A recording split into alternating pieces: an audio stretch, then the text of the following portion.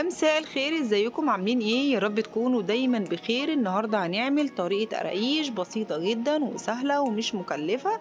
بس لو اول مره تشوفوا قناتي ما تنسوش تعملوا اشتراك ولايك وشير لو عجبك الفيديو.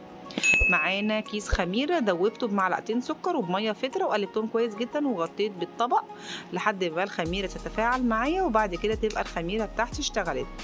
معايا كيلو دقيق، وبعد كده حطيت 5 معالق نشا. السر بقى في النشا مع القراقيش والكعك، بجد جربيها مش هتندمي. النشا بتخلي القراقيش معايا والكعك دايب خالص وناعم من جوه.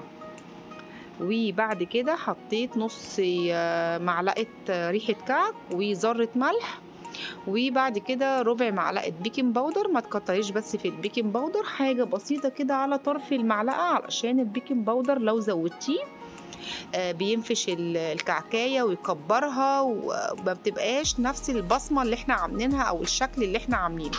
احنا عايزين القراقيش زي ما احنا مقطعينها او الكعكاية نفس ما احنا محطينها كده، يا دوبك يعني تزيد بحاجة بسيطة ما تسكرش، تخش الفرن تطلع نفس زي ما هي.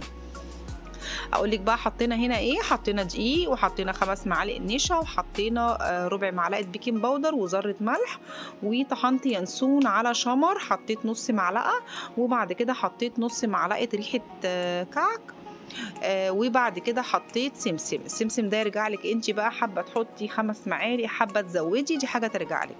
حطيت بقى مع كيلو الدقيق نص كيلو زبده او سمنه او زيت، دي حاجة برضو ترجع لك انت. قلبتهم كويس جدا. انا بنزل بقية السمنة اهو.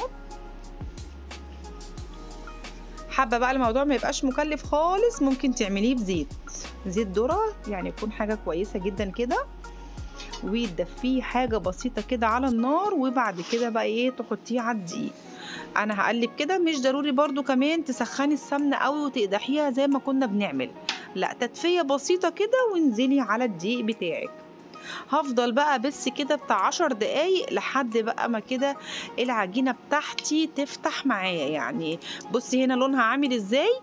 اول ما هتبتدي بقى كده العجينة دي تبتدي تفتح معايا وتبقى بيضة كده كده، خلاص بقت تمام. بصي هنا وصلت لدرجة ايه، فتحت معايا هي وايه، وبتلم معايا كده ايه كعجينة يعني كده. خلاص الخميرة بتاعتي اشتغلت. بعد ما بسيت 10 دقايق نزلت بالخميرة، وهنزل بقى باللبن. هنا بقى في الوقت ده انا مش هعجن، انا هلم اللبن كده بالدقيق بتاعي.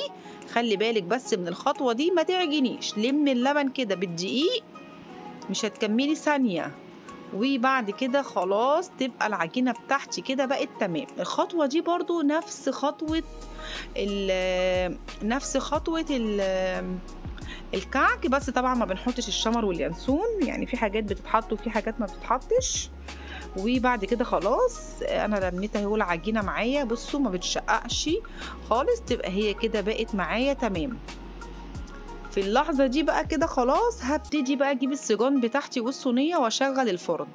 اي مخبوزات لازم نكون قبليها ب5 دقايق او ب10 دقايق، واحنا بنوضب حاجتنا كده نبقى ايه مشغلين الفرن بتاعتنا. هبتدي بقى كده ابرمها وهعملها زي رغيف الفينو. حابه بقى تحشيها عجوه، تحشيها ملبن، دي حاجه برضو ترجع لك، بس انا حبيت ان انا ايه اوفر كده النهارده. ولو مش حابه تعمليه برضو بلبن يبقى برضو كمان تمام. هبطط بقى كده العجينه، وهبتدي بقى ايه اقطع بقى بسكينه او بقطاعه. وبعد كده بقى هرص ايه في الصاج بتاعي او الصينيه. الصاج بتاعي او الصينيه مش هدهنه باي حاجه، طريقه بسيطه وسهله. وطبعا ريحه المخبوزات بتبقى جميله جدا في البيت، تبقى ريحتها حلوه كده، تحس ان في خير كده بجد. وبعد كده طبعا في الشتاء اللي احنا فيها ديت بنبقى عايزين ناكل حاجه مثلا جنب الشاي بلبن. ان شاء الله حتى تجربيها بنص كيلو، يعني نص كيلو دقيق حطي عليه مثلا كوبايه زيت تدفيها حاجه بسيطه، او ربع كيلو سمنه. انا كده خلاص قطعت القراقيش بتاعتي، وكده خلاص بقت جاهزه. بجد ريحتها حلوة جدا. وطبعا لو عملتي طبعا الحاجة بتاعتك دي بزبدة بلدي وزودتي عليها مثلا سمنة او زودتي عليها زيت، عشان ما تعملهاش كلها بزبدة يعني عشان ما تبقاش مكلفة. بصي القراقيش بتاعتي ماسكة حيلها اهيت، ومن جوه دايبة خالص علشان النشا اللي احنا حطيناها.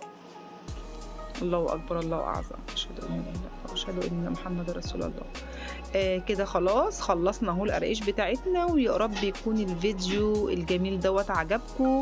ما تنسنيش بالاشتراك وباللايك، وبحبكم في الله، والسلام عليكم ورحمة الله وبركاته.